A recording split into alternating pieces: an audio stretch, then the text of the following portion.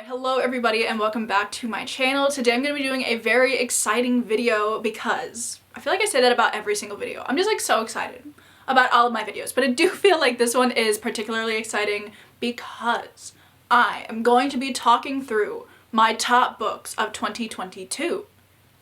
That kind of rhymed. That was kind of fun. So I only have like 6 books that I would consider to be like my top books of 2022. I wanted it to just be books that I absolutely love. They're like highlights of my year. But then I also have about 5 books that I'm going to be putting in my honorable mention category, which I'm going to talk about first because I definitely really enjoyed these and I want to spotlight them as like books that I absolutely loved this year, but they're not quite at like my top book level. Also, something that I noticed as I was pulling these books off of my shelf for this video is that so many of these books involve vampires in like some way, you know. I think like half of them involve vampires, which makes sense. Honestly, love any book that has to do with vampires, and I'm so happy to see so many of these books involving vampires. I thought I would point that out because I think it's really funny. So we're gonna get started off with honorable mention number 1 actually, and like for the most part this list is not ordered. I'm just gonna be like grabbing at random, like I can't order these.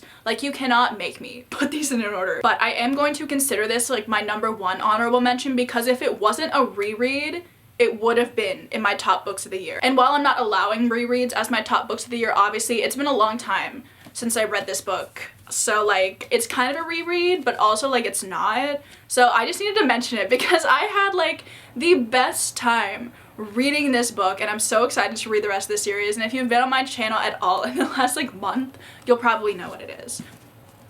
Twilight by Stephanie Meyer. Like, yeah, I love this book so much and I'm so excited that I decided to reread it this year. Obviously I read this book like when I was very young and then I haven't done a reread of it in like quite a few years, so I decided that yeah, I am going to put this as one of my honorable mentions for the year just because I had like the best reading experience.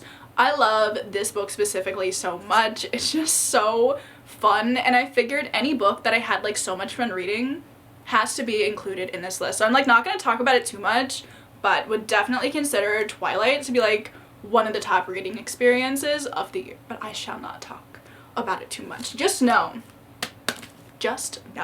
Next up I have another vampire series that I read for the first time this year and I have a feeling a lot of you are also going to know what this one is.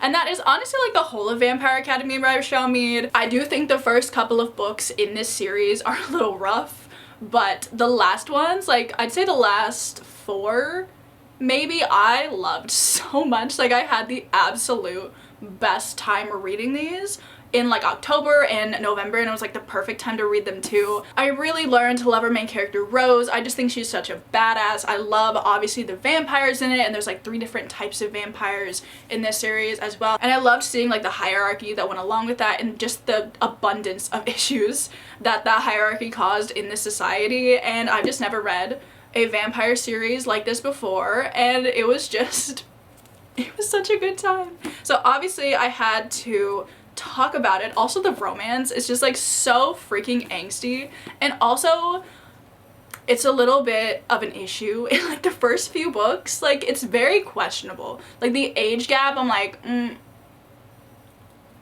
I don't know about that one, but honestly like as it continues it gets less weird, I guess is how I'll phrase that. Honestly, I'm just choosing to casually ignore it because I'm reading a romance book about vampires. Next up, I have a book that kind of is going to be representative of just all of the books that I've read by this author because I think I've given every book I've read by this author 4 stars this year.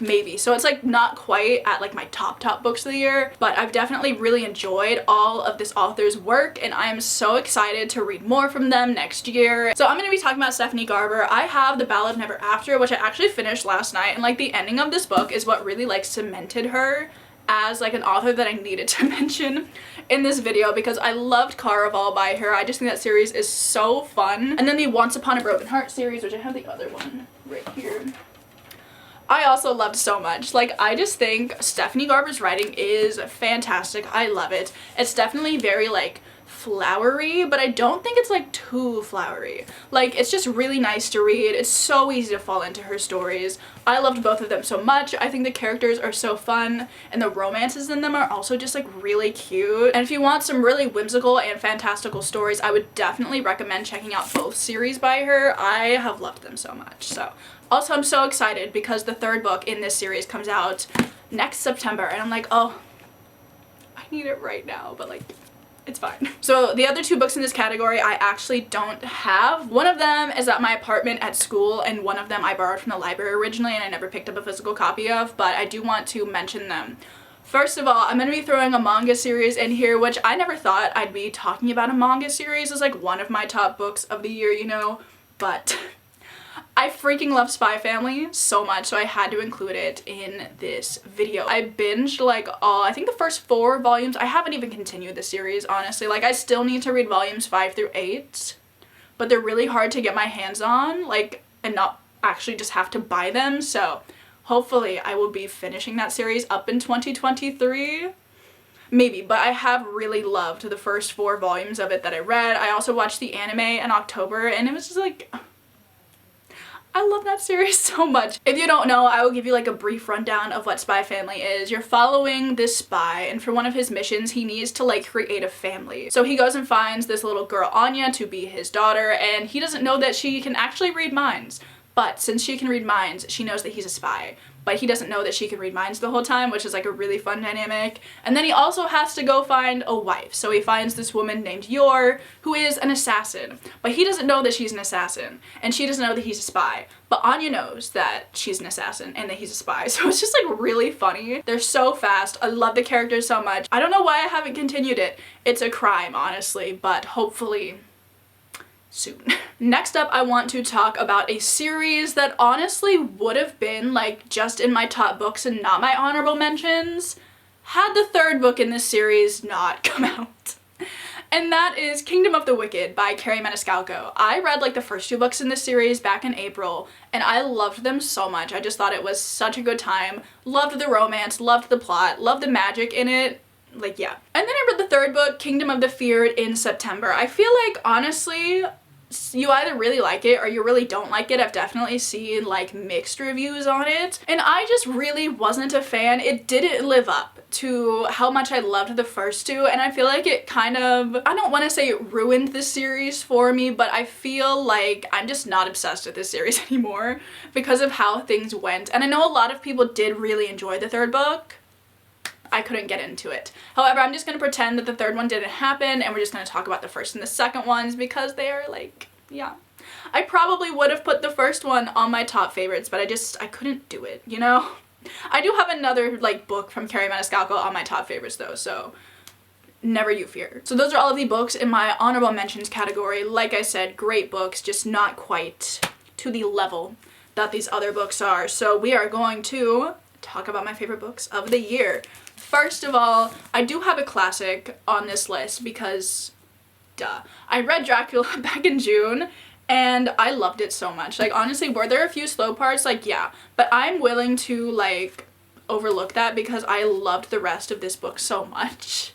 I've been wanting to read this book for a really long time, and I'm just so glad that I finally sat down and did it because I love the story so much. The writing was just fantastic. I loved like the gothic and spooky atmosphere, and obviously I had to read one of the like original vampire stories. I know there are like a few more. I also read Carmilla this year. I just didn't love it as much as I loved Dracula, so I'm so glad that I finally got to go back to some of the roots of vampirism in literature, and it was just like such a good time. And I think it really reignited my love for vampire media, even though like all of the vampire media I consume is probably trash, and Bram Stoker would probably cry if he saw what I considered my favorite vampire books, but that's okay, you know? But I still love this book. Next up, I'm actually going to talk about the very first book that I read this year, and I think it just really set the tone that this ended up being like one of my favorites. I'm just like so close to doing a reread of this book, and that is A Court of Mist and Fury by Sarah J. Maas. Obviously, like, this is the best book in the ACOTAR series. Honestly though, I would love to know if any of you disagree with that statement. In this book, I just feel like the plot got so much better. The romance is obviously like the forefront of this book. In my opinion, it really follows like Rhys and Feyre and their development into a couple. I just thought this book was really well paced. The ending of it was super explosive and I cannot forget my time reading it.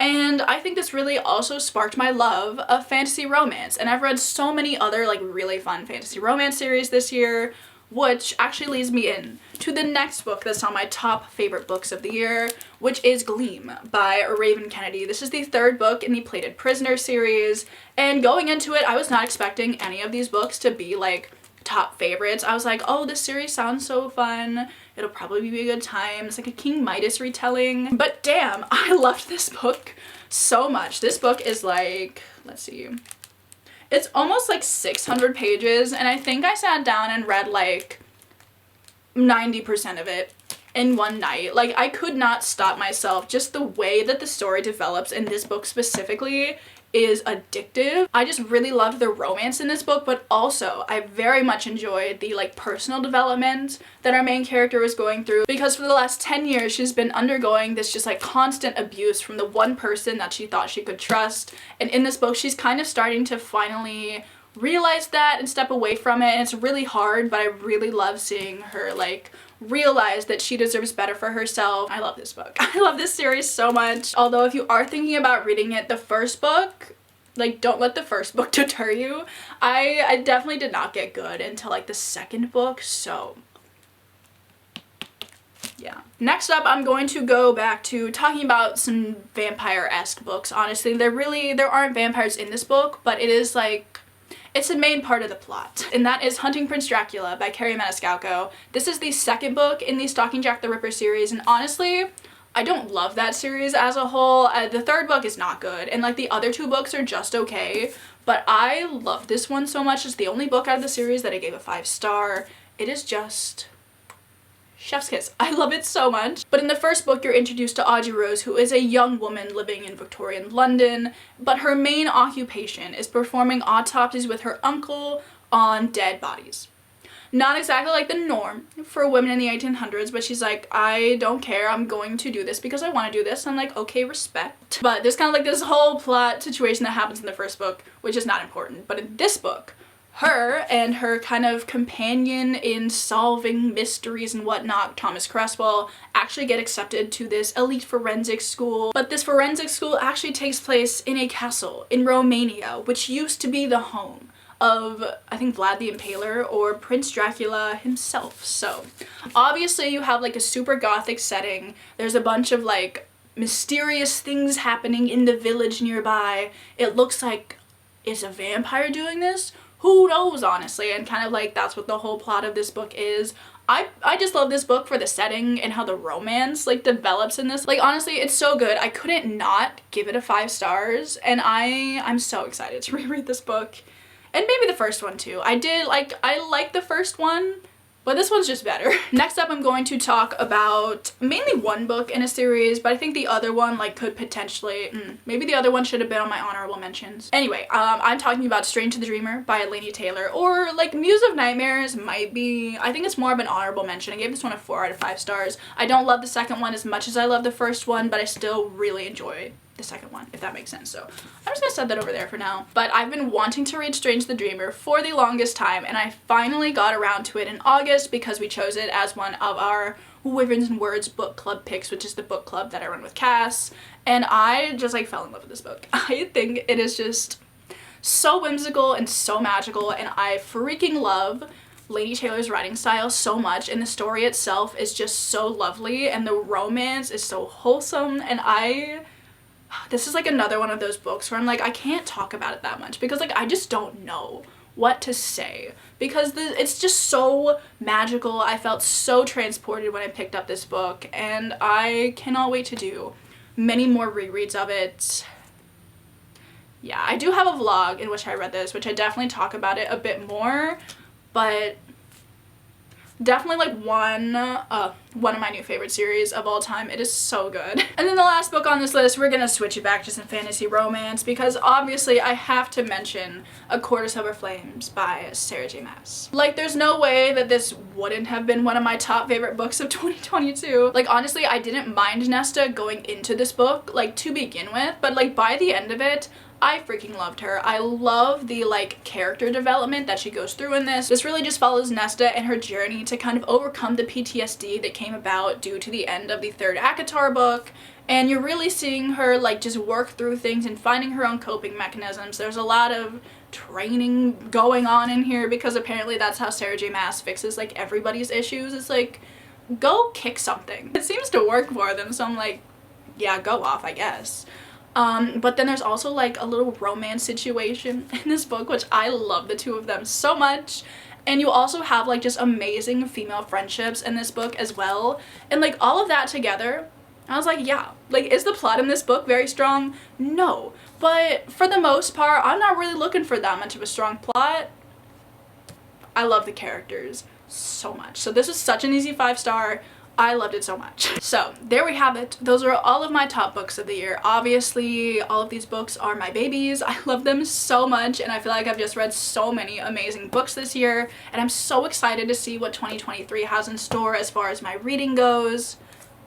I just think it's gonna be great. As you can tell, there are a lot of themes throughout this video. Actually, there's like two main themes. We have fantasy romance and vampires. Give me a book with those and I'm bound to love it. So obviously all of these books are stunning. I've tried to keep this video rather brief because obviously I've talked about all of these books like a lot on my channel, but I did want to kind of give you an overview of my top picks for the year and generally why I enjoyed them. So I really hope you guys enjoyed the video as well. If you did, please do let me know, obviously. What are your top books of the year? I would love to know, are any of these also on your top books of the year? I would love to know that as well. Or just like, tell me anything you want to tell me. I'm always down to listen. So I'm gonna go and I'm gonna let you guys go and I will see you all in my next video.